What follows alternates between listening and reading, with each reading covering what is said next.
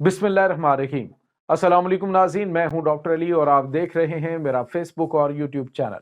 नाज़रीन, बहुत अहम तरीन डेवलपमेंट, बहुत बड़ी खबर आ रही है कि रूस ने अमेरिका को बहुत बड़ा सरप्राइज दे दिया है। दुनिया के नक्शे पर एक और एटमी मुल्क जो है वो उभर कर सामने आ गया है, जबकि दूसरी जानिब नाज़रीन ईरान ने एटमी ताकत बनने के हवाले से काउंटडाउन शुरू कर दिया है। ईरान नाज़रीन अनकरीब एटमी ताकत का ऐलान करने वाला है। इसकी तमाम तर डिटेल भी आपके साथ शेयर करेंगे।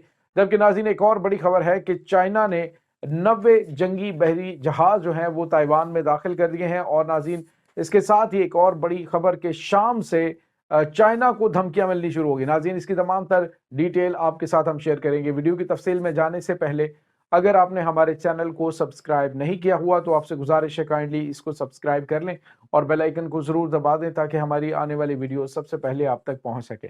नाज़रीन हम आपके शुक्रगुजार हैं जो आप हमारे वीलॉग्स को देखने के लिए वक्त निकालते हैं और कमेंट सेक्शन में अपनी मोहब्बतों का इजहार भी करते हैं। नाज़रीन इस वक्त आपको पता है कि मशरिक़ वस्ता के हालात तो काफ़ी ज़्यादा ख़राब हैं। शाम के महाज पे आपको पता है जिस तरह से ताज़ा तरीन अपडेट हम आपको देते आ रहे हैं, लेकिन नाज़रीन वहाँ से अब क्या हुआ है कि शाम से चाइना को धमकियां मिलनी शुरू हो गई। चाइना को धमकियां देनी शुरू कर दी गई हैं शाम से। आखिर ऐसा क्यों हुआ है? तो नाज़रीन आपको पता है कि जब कोई कामयाबी किसी को मिलती है तो वो उसके बाद अपनी औकात से बाहर हो जाता है। Supreme leader Ayatollah Sayyid Ali Khamenei ने आज जो एक तकरीर की थी उसके अंदर उन्होंने यही प्रेस कॉन्फ्रेंस के दौरान कहा था कि अल्लाह ताला अगर ताकत देता है, अल्लाह ताला इज्जत देता है तो बंदे को झुक जाना चाहिए।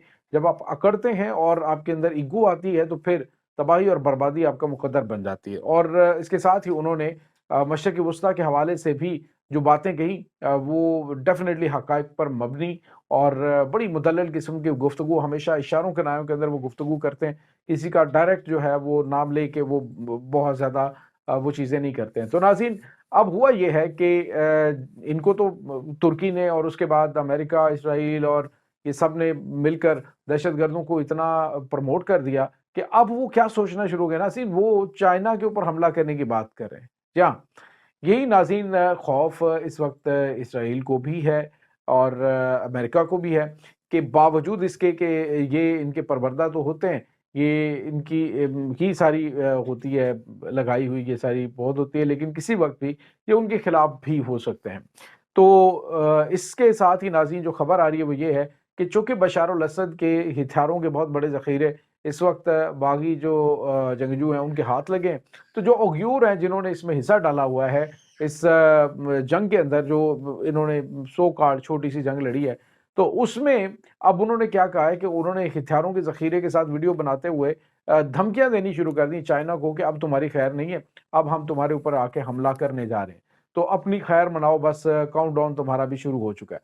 नाज़रीन ये तो होना था, जब इस तरह से मामलात होते हैं तो फिर मामलात इस तरह से बढ़ते हैं। इस वक्त सूरत हाल क्या है कि शाम के अंदर 37 जो मुजाहिदीन की तंजीमें हैं, सो कॉल्ड मुजाहिदीन की 37 तंजीमें इस वक्त इक़्तिदार के हुसूल के लिए कोशिशें कर रही हैं कि मुझे जो है वो सेकंड इन कमांड बनाया जाए, या मुझे जिस तरह से वो तमाम तर चीज़ें आपको पता है जिस तरह से यहाँ पे अफ़गानिस्तान के अंदर हुआ था, फलाना चल तू आर्मी चीफ है, चल तू फलाना, तू ये है, तू ये है, तू है। मैं इसी तरह से होता है ना। अब प्रॉपर ये फ़ौज तो होती नहीं, प्रॉपर इन्होंने ट्रेनिंग नहीं ली होती, गुरिल्ला जंग करने के इनके पास ट्रेनिंग होती है। अब क्या करेंगे, चूँकि इनकी प्रॉपर फ़ौज की ट्रेनिंग नहीं होती तो इनको उसी तरह से जिस तरह से वो आपने देखा था एक बड़ा फ़नी सा क्लिप था कि जो उनका वज़ीर था ट्रांसपोर्ट का, वो आगे पूछता है अच्छा गाड़ी कैसे चलाते हैं? वो कहता है यूँ-यूँ चलाते हैं। वो कहता है गियर कैसे चलाते हैं? कहता है यूँ लगाते हैं। कहता है अच्छा, तो इशारा यूँ करके चल ठीक है इसको ये लाइसेंस दे दो। तो इस तरह से वहाँ पे लाइसेंस बिकते जब आपके प्रोफेशनल लोग सामने नहीं बैठे होते।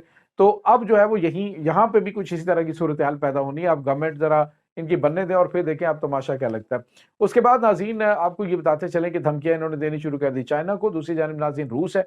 रूस जो है उसने बड़ा सरप्राइज़ दे दिया अमेरिका को। नाज़रीन रूस ने अपने इत्तेहादी मुल्क और अपने हमसाया मुल्क बेलारूस को एटमी हथियार दे दिए हैं। नाज़रीन पहली मर्तबा जो है वो रूस का इत्तेहादी और अहम तरीन मुल्क बेलारूस जो है वो सरकारी सतह पर एटमी ताकत बन गया है। जी हाँ नाज़रीन, रूस की जानिब से उसको तकरीबन जो 10 हैं وہ ایٹمی ہتھیار دیے گئے ہیں ناظرین۔ یہ 10 ایٹمی ہتھیار جو ہے وہ بڑے خوفناک قسم کے ہیں۔ یہ بین البراعظمی بیلسٹک میزائل ہیں، اور اس کے علاوہ جو 30 ہیں اورشانک میزائلز ہیں ناظرین، جو حالیہ دنوں کے اندر انہوں نے فائر کیے تھے، یوکرائن کے اوپر انہوں نے مارے تھے۔ تو اورشانک میزائلز یہ بھی ایٹمی وار ہیڈز لے جانے کی صلاحیت رکھتے ہیں، یعنی انہوں نے 30 ایک اور 10 ایک 40 ایٹمی ہتھیار جو ہے وہ بیلاروس کے حوالے کر دیے، اور سرکاری سطح پہ اب جو بیلاروس ہے وہ ایٹمی طاقت بن چکا ہے۔ اس کے بعد ناظرین ہونے کیا جا رہا ہے، اب ایران جو ہے وہ ناظرین وہ بھی ایٹمی طاقت بننے کی جانب بڑھ گیا ہے۔ اب صرف اعلان ہونا باقی ہے، وہ کب ہوتا ہے، کب پرمیشن ملتی ہے، لیکن کاؤنٹ ڈاؤن شروع ہو چکا ہے۔ ایران اب زیادہ جو ہے وہ تاخیر نہیں کر سکتا۔ جس طرح سے خطے کے حالات بنے ہوئے، ایران کو اپنا جو جوہری ڈیٹرنس ہے اس کو بالکل وہ سامنے لانا ہوگا، اور اب اس سلسلے میں روس بھی ایٹمی میزائل دے سکتا ہے، اسی طرح سے بالکل ایران کو ایٹمی طاقت بنا بھی سکتا ہے، لیکن ایران کے پاس چونکہ انریچمنٹ جو یورینیم ہے وہ اتنی زیادہ ہے، انریچڈ یورینیم کے، وہ تقریباً 24 گھنٹے کے اندر اندر ایٹمی ہتھیار، ایٹم بم بنا کے اس کے تجربات کر سکتے ہیں، اور میرا خیال ہے کہ ایران نے ایٹمی ہتھیار بنا لیے اور اب صرف اس کا اناؤنس کرنا باقی ہے، یا پھر وہ اپنی پالیسی کو اسرائیل کی طرح رکھے گا، یعنی ہے یا نہیں ہے، دنیا یہ سمجھتی ہے یا بنے ہوئے ہیں، اسی طرح سے اسرائیل بھی ہے کہ یہ ایٹمی ہتھیار ہیں، اس پہ چپ ہو جاتا ہے۔ تو یہ اس وقت سچویشن ہے، لیکن ایران کو ایٹمی ہتھیاروں کی ہونے کے حوالے سے یہ ایٹمی طاقت کا اعلان کرنا پڑے گا۔ اس کے بعد ناظرین ایک اور بڑی اور اہم خبر ہے، وہ ہے ناظرین چائنا نے 90 جنگی بحری جہاز جو ہے وہ تائیوان بھیج دیے۔